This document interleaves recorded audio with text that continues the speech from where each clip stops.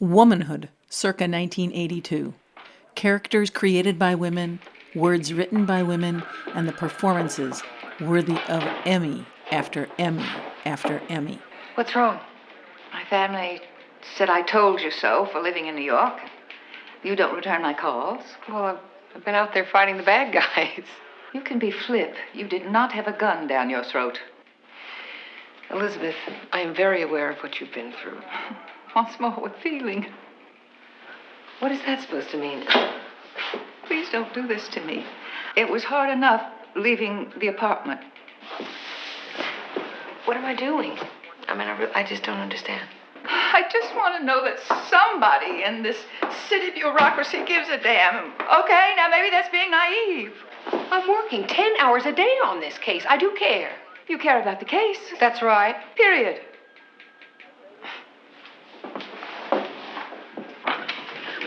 Look, why don't we give you a call in case there's anything else that we might need?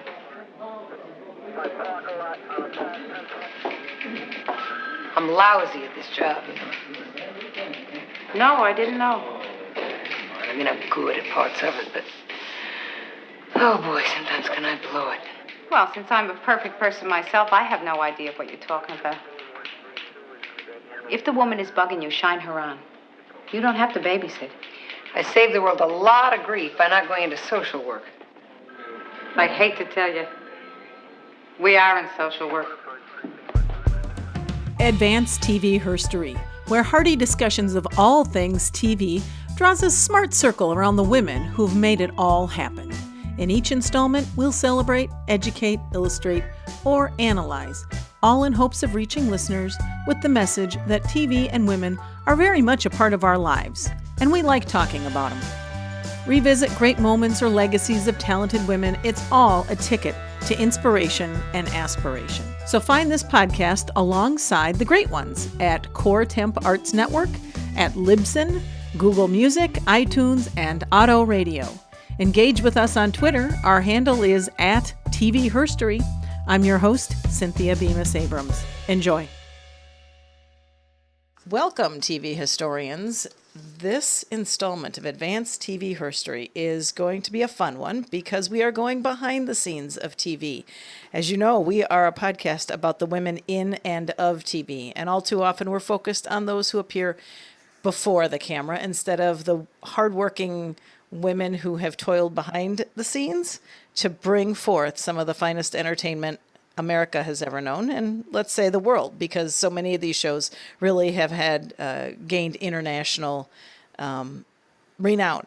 So, without further ado, I want to bring forward a woman who was paramount to 3 shows that changed my life.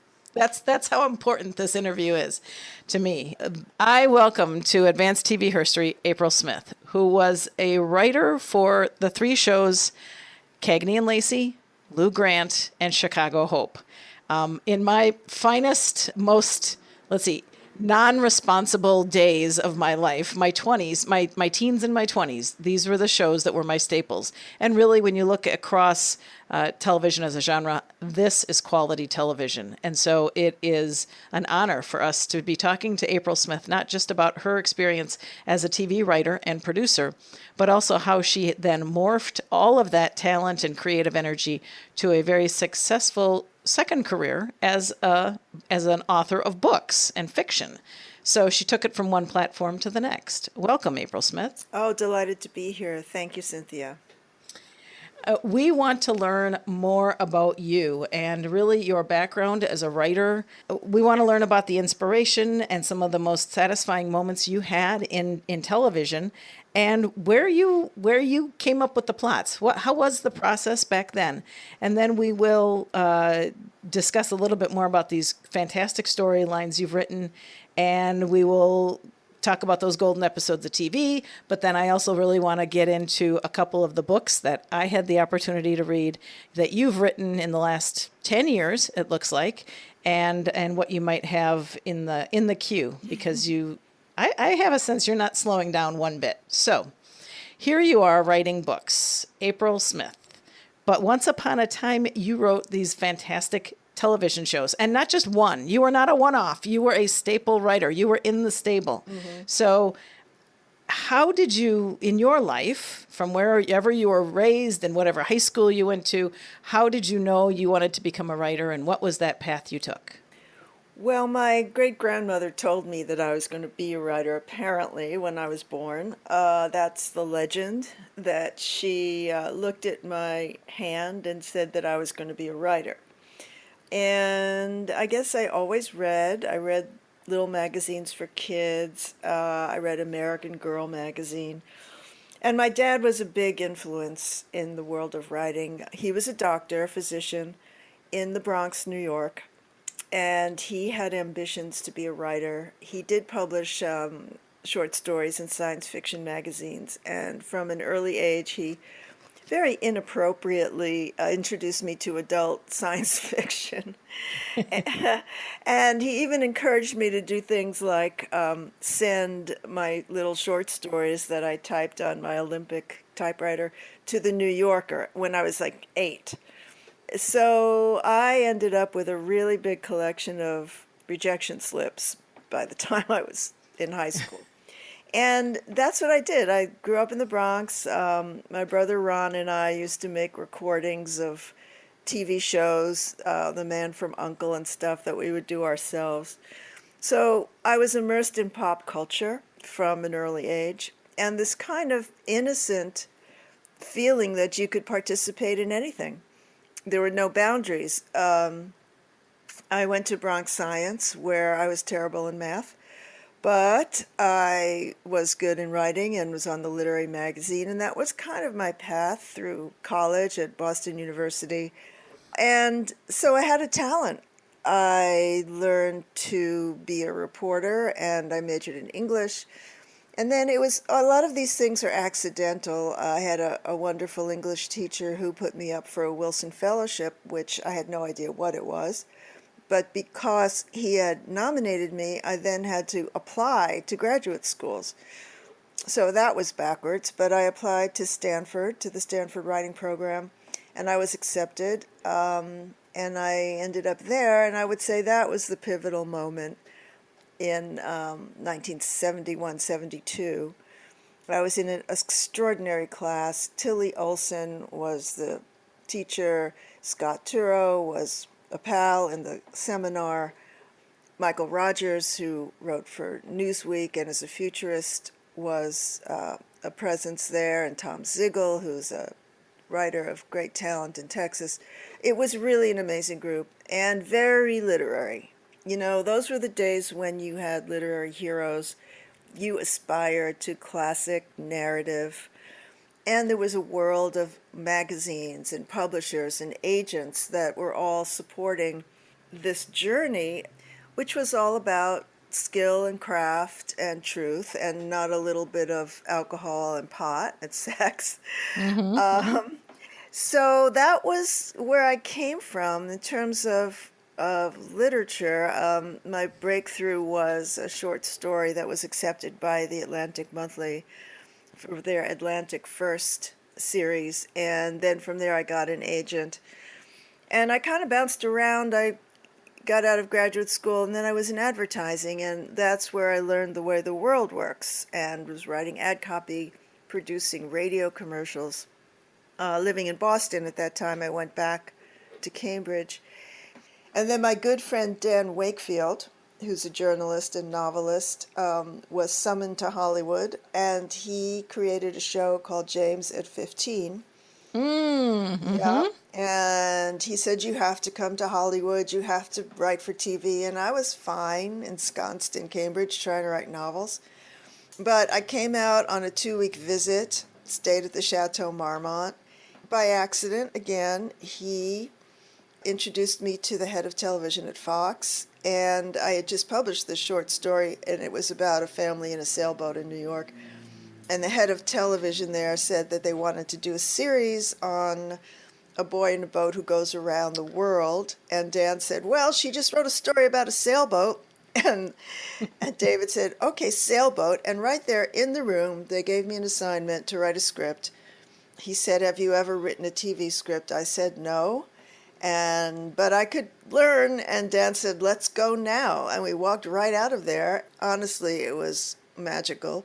We're in Los Angeles, and I'm wearing this really crappy little summer outfit from Cambridge. We're on the lot in Fox, and I said to Dan, "Did that really happen?" He said, "Don't ask me about what's real." And then we went to his little house in North Hollywood, where his live-in girlfriend was waiting with a gigantic glass of wine. Remember those goblets of wine from the 70s? And his agent came over, and that was the start of my TV career, and I never went back to Cambridge. I had a friend drive my Toyota out across the country, and when I brought it to a mechanic, he looked at the engine, which was covered with salt, and he said, "What'd you do, drive this through the ocean?" And then I'm in LA, and then I jumped into a TV career.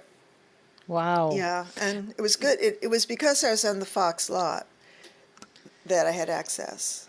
So the undergrad in writing or English and the master's work, if not a full degree in continued literature, there was never an opportunity, or was there the opportunity to take a class in screenwriting or script writing? That was never really something that was on your screen, I take it.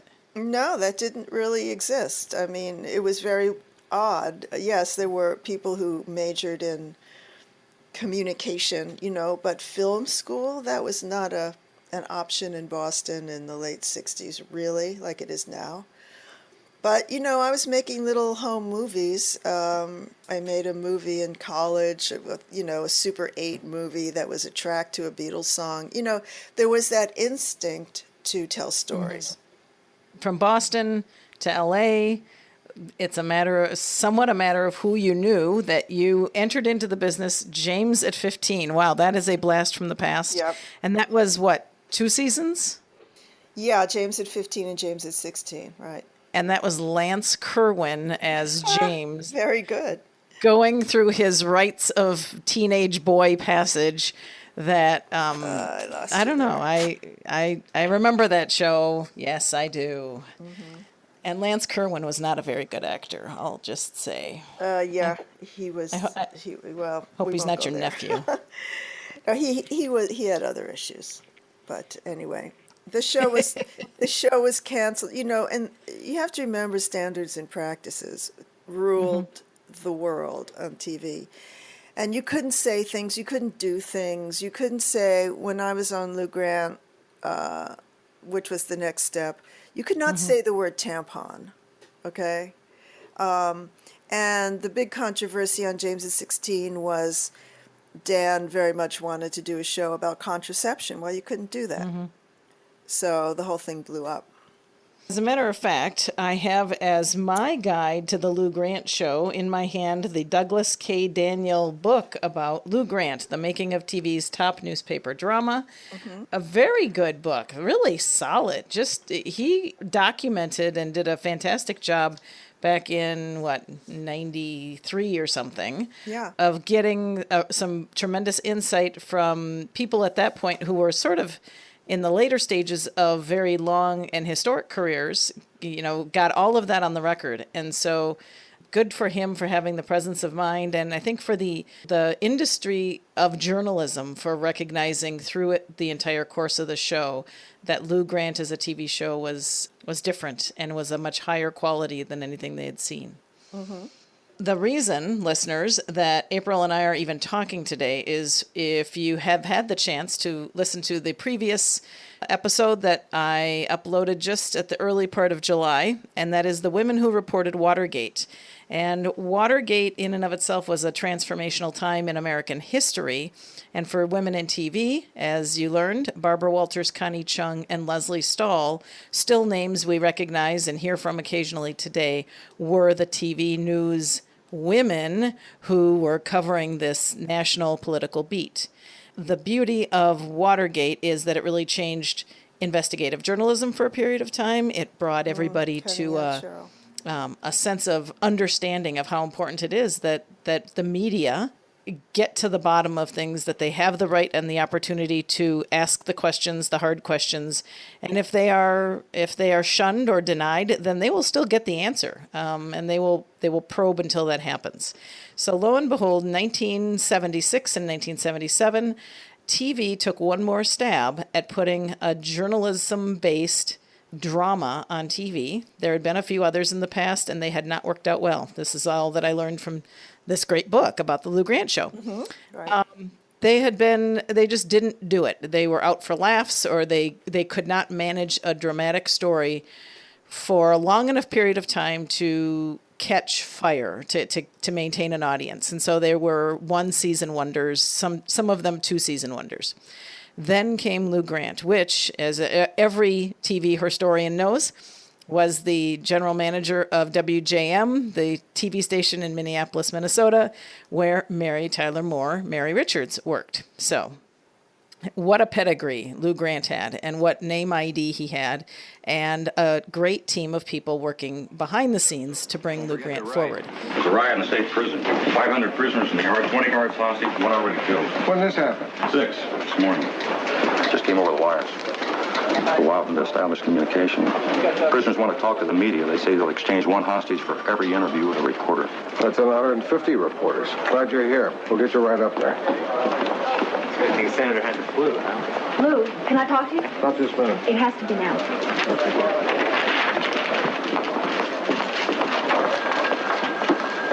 I just wanted to remind you we had a deal. The next statewide story was mine. What about the spy who escaped, Warshawski? I was the first one to get to his lawyer in Florida. If they extradite him to L.A., I got an exclusive. How'd you do that? The Old Girl Network. You know I want to expand beyond Metro, and this prison ride is the perfect stepping stone. Pomeroy's already on his way. Because he got to you first. I was 2 feet behind him. No, it's because he's very experienced and very good. He covered Attica and Santa Fe. He's the first one I would have called. I won't get experienced if I don't get experience. So, April, tell us a little bit about the people you worked with, and really their integrity, their approach to putting on quality TV. Lou Grant was all about integrity. The show was, the journalistic pursuits, the moral questions that were very deeply considered and dramatized. And it all came from Gene Reynolds, who was the executive producer and, of course, a child actor, and Alan Burns and Seth Freeman. The three of them were producers. And there was an unquestioned standard of truth that you had to bring to it as a writer, as well as presenting the objectives of journalism on the show to an audience. And a lot of the shows were very sophisticated intellectual arguments about issues, not only, pollution and cancer treatments and Native American Indians, which was my first episode on the show, called Indians, about urban Indians. There were standards, and we fought constantly with standards and practices, but Gene Reynolds was such an authority that he won the arguments. And Ed Asner, of course, had a lot of power. So we could do what we did, and it was enormously popular. I think it had literally 72 different award nominations, many Emmys and so forth, because people recognized that it was outside of the box of the normal cops and robbers type narrative or some kind of comedy that Ed had been before, but he definitely brought the audience with him for Lou Grant, and ultimately lost the show as well. You know that story, I'm sure. People should definitely bone up on their Lou Grant, go to the Wikipedia page, understand what the show's significance really was, where the support came, what all those awards were for, because it wasn't just for Ed Asner and Gene Reynolds, but it was for lots of people behind the scenes, as well as an accomplished cast of two women, primarily two women, Nancy Marchand and Linda Kelsey. And we'll talk a little bit about them in just a second. But it is so quality and really does need to get brought back. I think it was brought back on to cable back in maybe the late 90s. And it is a period of time in journalism really before the reliance on computers, before the access of the internet. And so it is the last glimpse of old school news gathering. And that in and of itself makes it this incredible time capsule. But for followers of Cagney and Lacey, the thing you will see that I think is we have to probably look to April Smith for some of the credit on this, is the capacity to weave in conflicts that are age-old conflicts, updated to a certain degree, and then there's also the value twist. There is the philosophical or the ethical conversation that gets had by the primary characters, and that doesn't happen often. I mean, it happened in the Waltons, it happened on Cagney and Lacey, but it doesn't happen as much in the 2000s and 2017s. So I think we've lost a little ground in that. That's my little soapbox moment. However, let me take this just one step back. April, sitting at your desk at your typewriter, I'm assuming, or maybe they were computers at that point in time. No. Simple computer. No? No Typewriter? No computers. All right. So was it did you have partners? Was it a team? Was it a table where there was give and take and people had certain assignments? Or were you just sent off and you wrote the whole episode? Well, it's a combination of both. We had a full-time researcher, so we were always looking for contemporary stories, some of which we, quote, borrowed from the LA Times feature writers, things that would come to our attention that were relevant to the show. So we started with real life, and then we would sit around in Gene's office. He had a whiteboard, which I still use to this day, and there were in the room, it would be Seth Freeman, me, Michelle Gallery, Steve Klein, and Alan Burns would come and go. We were a very tight group, and we would look at the story together and see what were the relevant points, where did our characters fit in, and he would basically diagram it as we spoke on the whiteboard, Gene would. And of course, it was relatively clear. An episode breaks down into 4 acts at the time. We start out on Act 1, and then about 6 to 8 scenes within each act. So it becomes pretty clear when you have an A story and a B story, sometimes a continuing C story, how to fill in the blanks and which storylines will be assigned to your characters. What's Billy going to carry? What's Lou's problem in this episode, and so forth. So it was relatively efficient. And then, and throughout this, one writer had claimed the story. For example, probably the strongest, well, there were a lot of ones that I really liked that I wrote. I wrote 11 episodes, but one that comes to mind was called Strike. And the issue was about technology, and that the paper was going to transition from the press type, with lead letters and all that, to computers, and what was going to happen to everybody. So the pressmen went on strike, and the whole cast was split down the middle about who supported the union and who didn't. You would have a kind of overview, and it was your baby, but everyone contributed. And then you went away and you wrote the script by yourself, and you came back and submitted a draft. And from then on, everybody contributed in terms of notes. And being the junior one on the team, it was my job to wait until the end of the day when you needed to have the script copied. It was going into production. And it was kind of hilarious, but because we didn't have computers, we had a secretary in the room taking notes and compiling the draft of the script.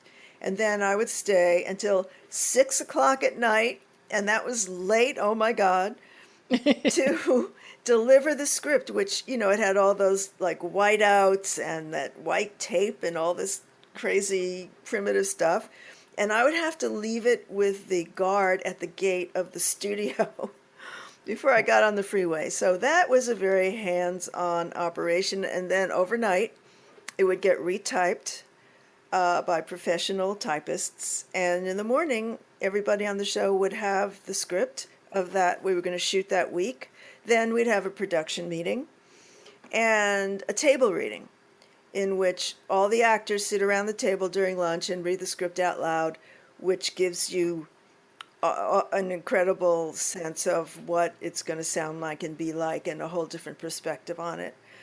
That was the process, and that was the process I took with me to Cagney Lacey, which ironically was the show that replaced Lou Grant when we got canceled abruptly. I segued into that position, and it was heartbreaking when Lou Grant was canceled because I had paid my dues. I wanted to be a producer. I was on the show for 2 years or 3, and they kept saying, no, no, no, you're not ready yet. You don't know enough yet. But the 6th season was going to be it. I was going to be a producer, and it didn't happen. But I was the producer on Cagney and Lacey, so survived that little transition. Wow. Yeah. Before we close the chapter on the Lou Grant time, which was just a tremendous cast and high powered. Nancy Marchand and Linda Kelsey had come from theater backgrounds as well as film, I think it was. Yes. What was it like to work with them, and what were you thinking when you were writing for them in their voice? What was important? Well, they were great to work with. Professional, good gals. You know, Nancy commuted from New York to do the show, and Linda was out here. And she and I were friends. We kind of looked alike a little bit, the same size anyway. And she's just a doll. And her energy was very familiar to me. You know, writing for her was easy, especially given her position in the newsroom as being the only female reporter and mine in the studio. That was very compatible. And Nancy, you know, Mrs. Marchand was such a clearly drawn character, thanks to Nancy's interpretation, that writing for her was obvious. And I did a script for her in which called Stroke, in which Mrs. Pynchon has a stroke, and that I think I felt the closest to Nancy because it required such a transformation of that character from being powerful to being helpless and vulnerable. And we went to stroke wards, and she learned the physicality and the limitations of it. And we worked very closely on that. Both of them, terrific ladies. We miss Nancy enormously, but Linda's gone back to theater where she's, she stars, and she should. Smith contributed mightily to the dramatic closure of the show's 4th season. In that episode, Mrs. Pynchon is shuttling to San Francisco, negotiating the purchase of a magazine to expand the Trib's portfolio. From the very first scene, her behavior is off. She's not her usual composed, graceful self. Mrs. Pynchon is later found unconscious and hospitalized with the full extent of her stroke explained to Charlie Hume, the managing editor. Nancy Marchand earned an Emmy for this performance, and Smith was nominated for the Best Writing for a Single Episode Emmy. I fought for no war. I can't tell you how sorry, how upset I am. Just pick up the plane and call San Diego. Do you mean San Francisco? Do you mean go ahead with the bid? Oh, reading is so important. Dr. Whitewood. What is it? What? You know, I used to get them all the time. Doctors used to get them to tell you. Medicine. Pills? Pictures. Sometimes there are pictures. Sometimes you just read. Books? I used to get them all the time. I used to cook. Recipes? Newspaper? The Tribune? No, mail. They came in the mail all the time. Magazines. Meg.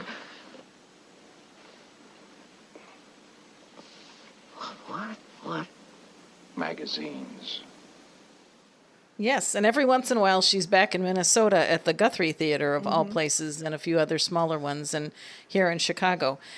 I did rewatch Stroke not that long ago because it had just resonated with me, but it all started to come back as I was thinking about the Watergate stuff and Katharine Graham and then Mrs. Pynchon and then that one episode, and I watched it again, and I was in awe, and it brought me back to, let's see, that was, I think, spring of 80 or 81. So I was in high school, and it was moving. So people, save that one, but watch it. Do watch it.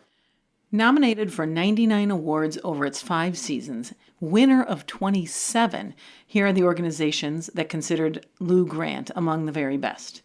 The Ace Eddie Awards, Broadcasting Press Guild, Directors Guild of America, the Emmy Awards, both Primetime and Creative Arts, the Golden Globe Awards, Golden Reel Awards, the Edgar Awards, Humanitas Prize, the Peabody Awards, and finally the Writers Guild of America.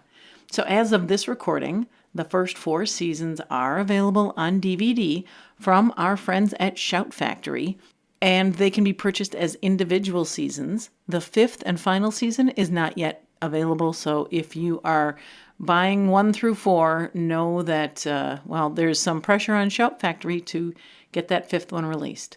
And most episodes can also be found on YouTube. Across those 3, the experiences of James at 15, Cagney and Lacey, Lou Grant, what was probably the most satisfying aspect, now that you've written also for yourself as an author, what was the most satisfying aspect of writing and producing in the TV realm at that time? Well, there's also a whole period of time between episodic and the books, which was TV movies of the week. I did about 12 of those.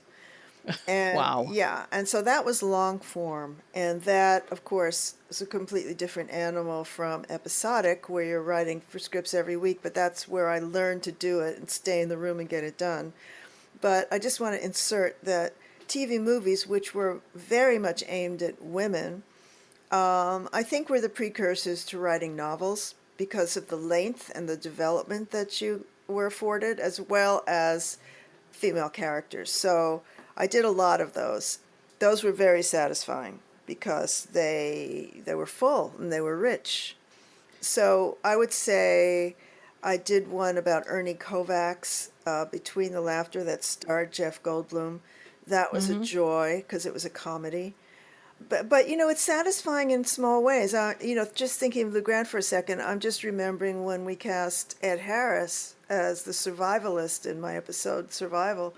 And I just remember being in the room with this sort of unknown actor and his eyes penetrating you. And to be in the presence of that talent and collaboration, whenever it occurred, was just a high, And our younger listeners who maybe are not as familiar with movies of the week or made-for-TV movies, was that this was very much a filler. It was a filler for two things. Number one, it sort of was a way to place kind of placehold during the middle of seasons when shows went off for a couple of weeks because of holidays and breaks and things.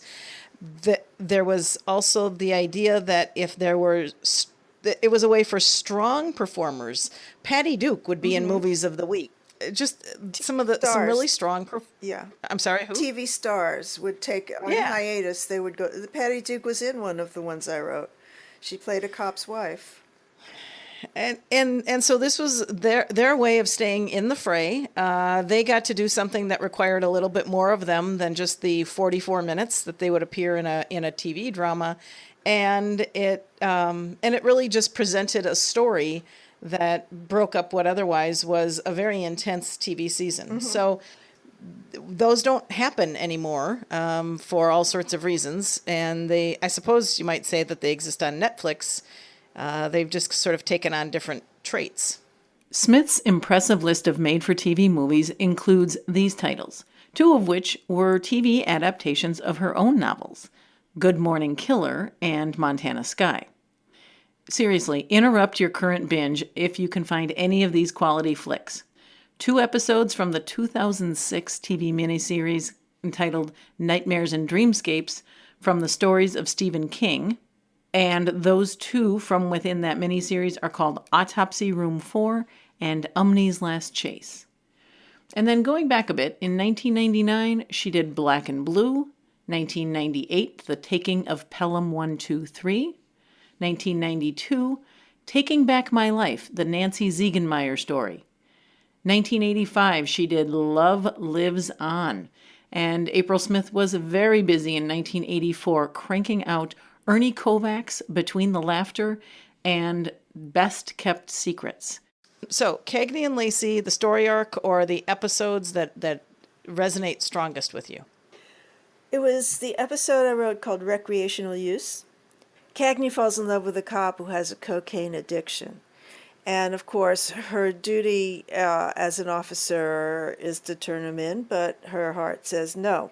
And as the episode progresses, they become more and more aggressive toward each other. Her love interest was played by Barry Primus. And it culminates with a physical fight between the 2 of them.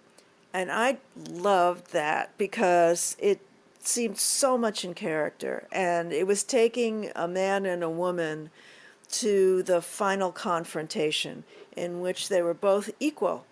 And there was a great fight scene between them when, they couldn't get any further in the relationship. So that I found that very satisfying, and I thought it really took another turn into Sharon's character, where she was willing to go that far and she was equipped to go that far and be equal with a man. The underlying thread in that, some of what was propelling her in that whole conflict was this whole history of alcoholism in her family. Right. Her attempt to stay sober, or at least what she thought was under control. Mm-hmm. And was that before her spiraling, or I'm losing my timeline on the Cagney history on that. But her father was also a heavy drinker. Yes. and came out of a very Irish police heavy drinking environment that she had grown up in. That's right. So she was very sensitive to it, and I'm sure carried a lot of frustration and guilt because she couldn't stop it, like children cannot. But in this context, there was no other way to express her frustration than physically. So to me, that's a character arc that is supported by everything that came before. It would have been completely arbitrary if they just started throwing punches and you had no idea why, given her background. Right. The other thing I thought, because I watched that whole series about 2 years ago, was that it was one of the few times where drug use by law enforcement, even sometimes while on duty, was even brought forward. That was otherwise kind of unspoken. That's right. She's furious with me, and she's right. We blew the collar. We weren't there for backup. Sure, she's right. We both acted like a couple of jerks. We? Sweetheart, you walked into a situation with me in the car that you did not understand.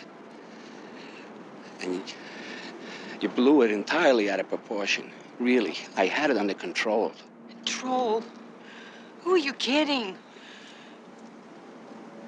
Tori, when's this gonna stop? What are you gonna do, change my life?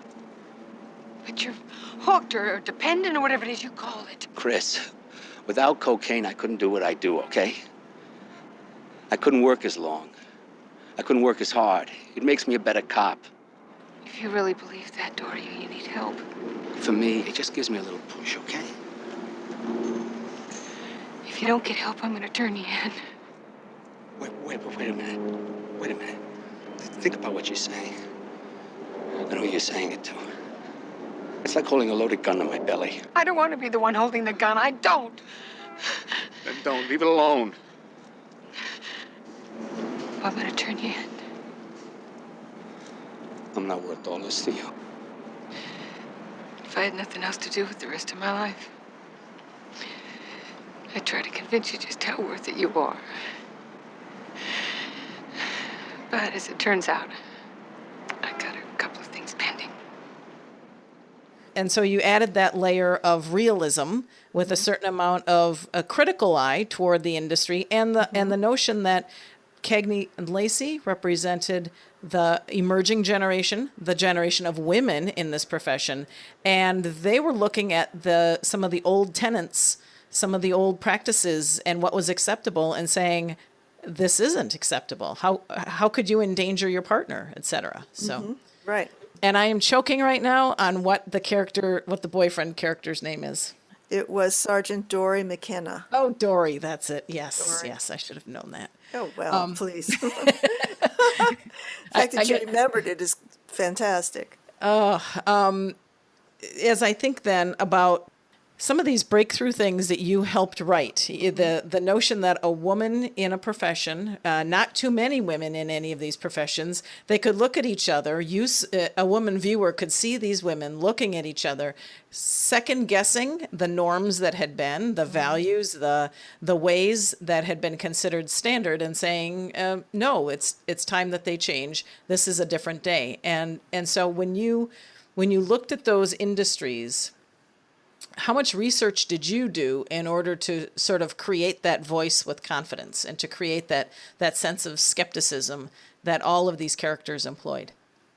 I don't think I had to do any research. It was right in me and in the actresses. It didn't need to be spoken. And we had the privilege of freedom to go there. You know, nobody was telling us not to in terms of the drama. And from my point of view, I was just writing what seemed true to me. I didn't need anyone's approval. Nobody said you can't have two women fighting. I mean, I guess there were certain things you couldn't do, but it didn't affect the drama. And I think that's why they were successful, because women viewers recognized the world that they were in at the time, and you didn't have to underline it. It just was there. And I also think another thread for anyone who wants to go back and revisit these great shows because it's worth a binge is that just as you did with Lou Grant, where there was a very serious story pursued in the course of an episode, and then one that was a little bit more soft. It wasn't necessarily comedic, but it sometimes would at least result in a chuckle or two. That happened with Cagney and Lacey too, whether it kind of came out through Mary Beth Lacey's family or something that happened in the squad room. So was that something that you were conscious of that carried over, or did that just emerge out of Barney Rosenzweig's belief? No, it was just a necessity of drama, and the comedy also was a relief to write. You know, I do have this wacky side, which I was able to embody in the Ernie Kovacs movie, which is about the great television comedian. So it was a balance. And when you're writing this intense, dramatic through line, it's a lot of fun to take a break and just be silly or let the characters let go a little bit. So it all worked together. I mean, I can see it in your writing, in the books that you've written as well, where you will insert a parenthetical or sort of a thought bubble that I found endearing and helped me better understand the characters. So that's why, I don't know, that's why I guess as I was reading, it was all playing as a movie in my head. Well, Gene Reynolds used to say, you need to turn the character around. In other words, you need to see the three-dimensionality of a character like a person. So that the comedic side, the softer side, maybe the more emotional side, was intrinsic to the concept of the shows. So that would be turning the character for the audience and for the actor. And Sharon Gless and Tyne Daly were definitely up to fulfilling that in a way that had never been available. Well, the opportunity had never been available to two actresses until that show. And I think every woman over the age of 50 or 49 totally understands that, and I think totally continues to carry that flag. And so I will ask my question, because you're the person closest to the whole show that I've ever had a chance to ask. What was up with dressing Sharon Gless in bright yellows and bright reds? Do you know? I don't know who did that or why, but You know, it was the 80s. People had big shoulders and bright colors. I suppose it was to separate her from Lacey, who was much more conservative, you know. She had that blonde hair and a big smile, and she was more obviously sexual. So I guess that went with the territory.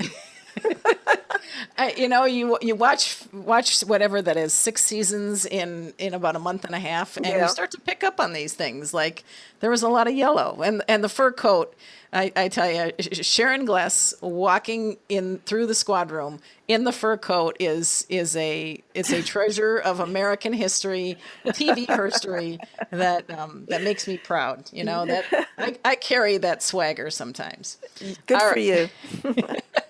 All right, let's move on to talking about your book a little bit, or your books, I should say, which is now half a shelf. You know, it sounds like once you put your mind to it, you started working and have not stopped. So I will confess, I just absolutely poured through White Shotgun and was impressed. The Anna Gray series. For anyone who hasn't read these books, read them. They're available. The first one came out, the first Anna Gray, North of Montana, came out in 92, and it is still in print all these years. It's called North of Montana, and all my books are available on every platform known to women, Kindle, you know, libraries, and softcover, and so you can get it. It's very available. So that introduced the character of Anna Gray, and she's an FBI agent, but she grew out of my experience doing Cagney and Lacey, knowing law enforcement. And I didn't want to do another cop. I'd done that, street cops, and I was attracted to the Bureau because they're just a different breed. So that I did a lot of research for, because Anna Gray is biracial. She's part Hispanic and part Caucasian. She lived through 4 books, and we made a movie out of one of them, which I executive produced and wrote, called Good Morning Killer, which is available on Netflix. So that was another female character that I don't think we'd seen before. And it did receive a lot of attention at the time. The one thing I guess I noticed is you travel the globe for the locations of your books. And how is it that you arrive at these destinations? Is that part of the whole creative process, is to put them somewhere where we're going to learn something as well as be entertained by the conflict? The landscape is a character, very much. And in White Shotgun, as you know, it takes place in Siena, Italy, and which created a whole way to get into the international mafias. But also it takes the reader somewhere else, and I think readers like that. I like it. I mean, I like to go somewhere I haven't been before and breathe the air and eat the food and become inspired. So it's refreshing for me. But some stories have to take place in certain locations. Just skipping to my latest book, which is historical fiction, called Home Sweet Home, takes place in South Dakota, of all places, in the 50s.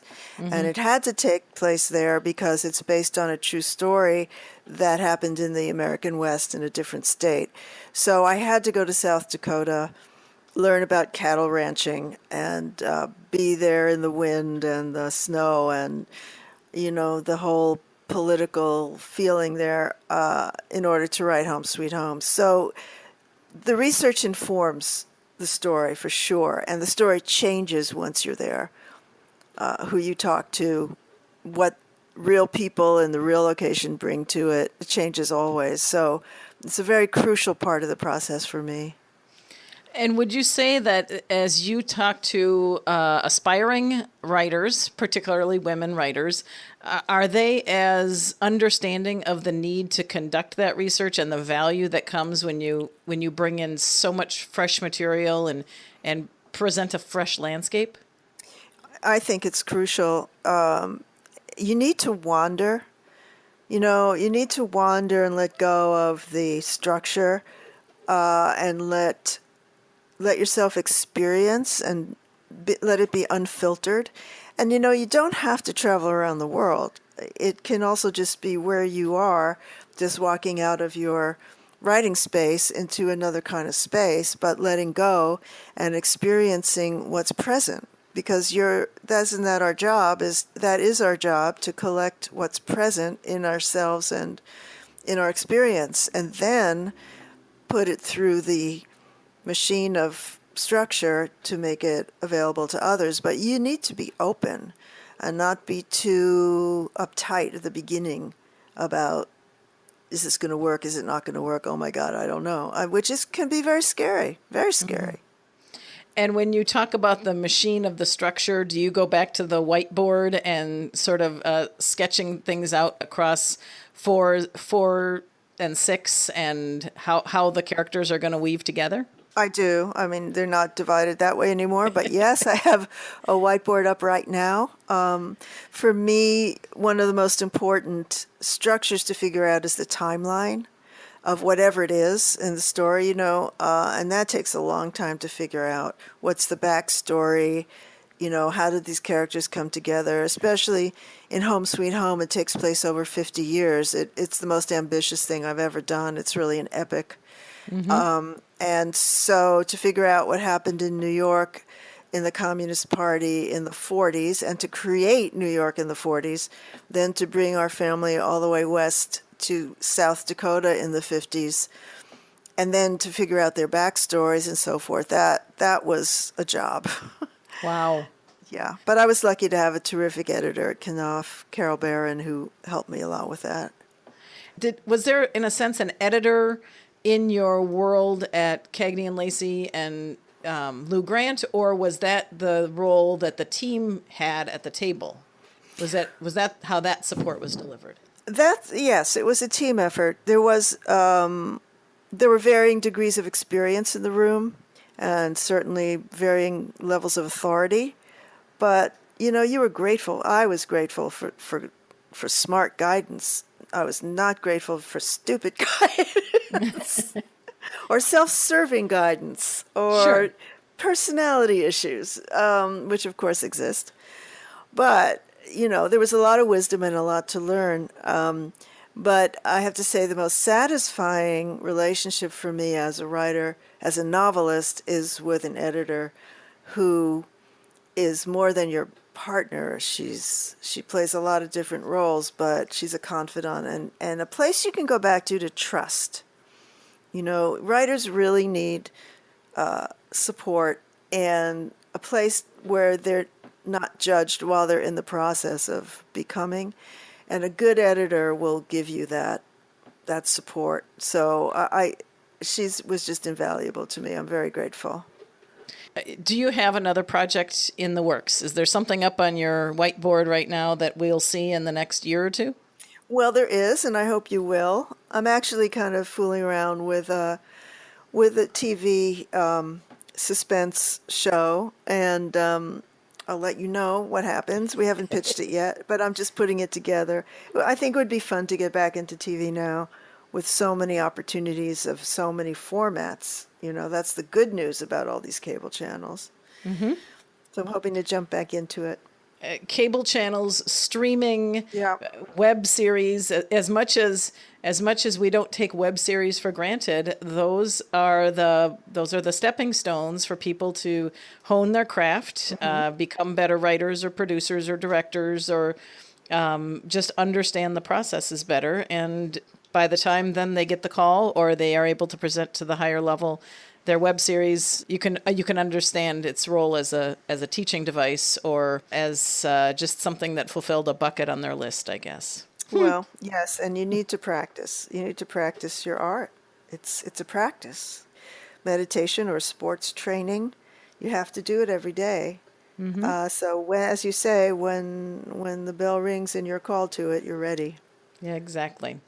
With that, you and I talked a little bit in exchange of email about the state of women in the industry today as writers, and the voices that they have, or to some degree the amount of intensity that the female voice has on TV and in the movies.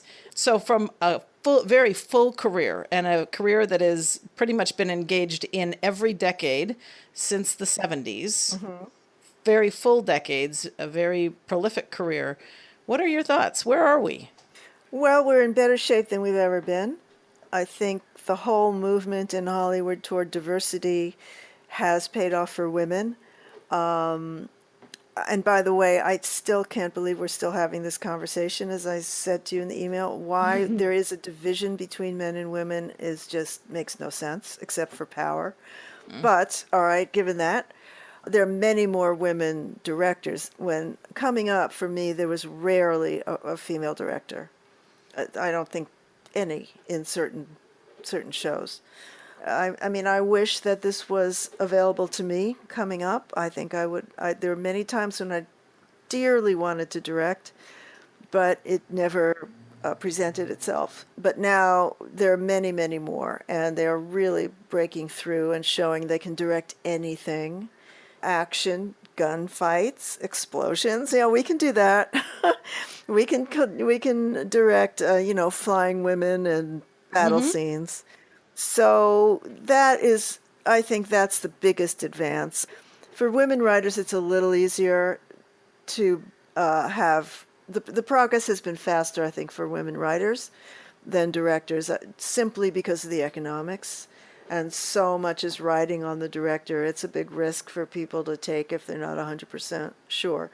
But they're getting more and more sure.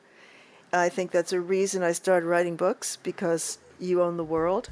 It's, you own your own world there, and it's great. Creative control. April Smith is the epitome of the creative professional.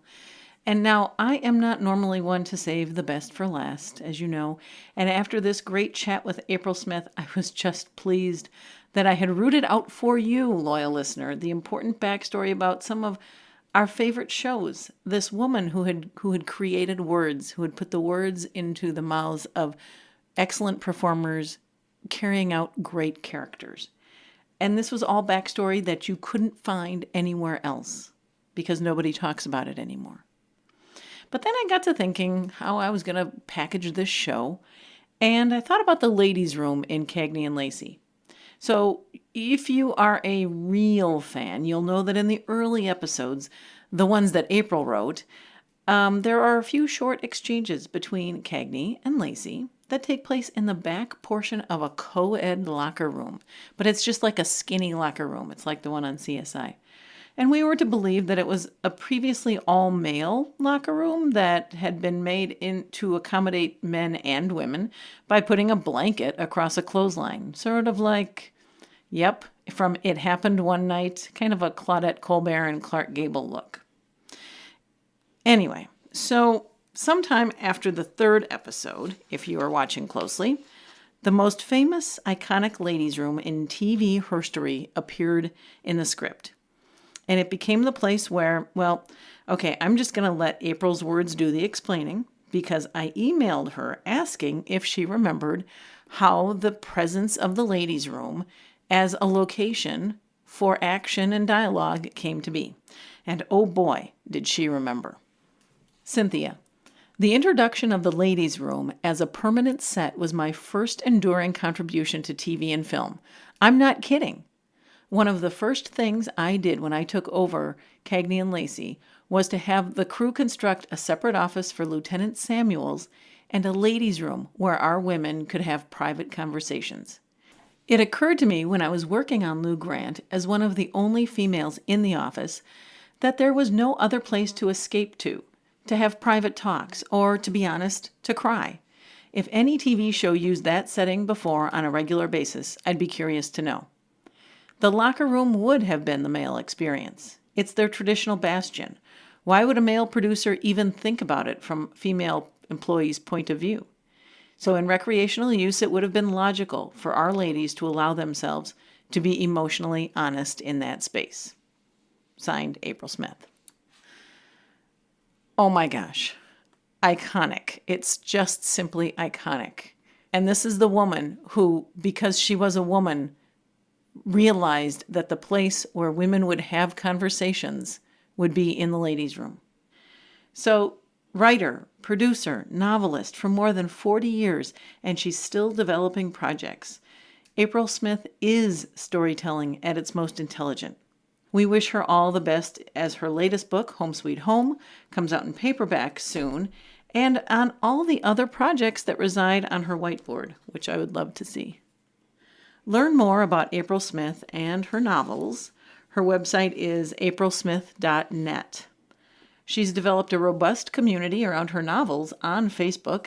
Find it on Facebook at April Smith Books, which is also her handle on Twitter. She makes it very easy for us, at April Smith Books.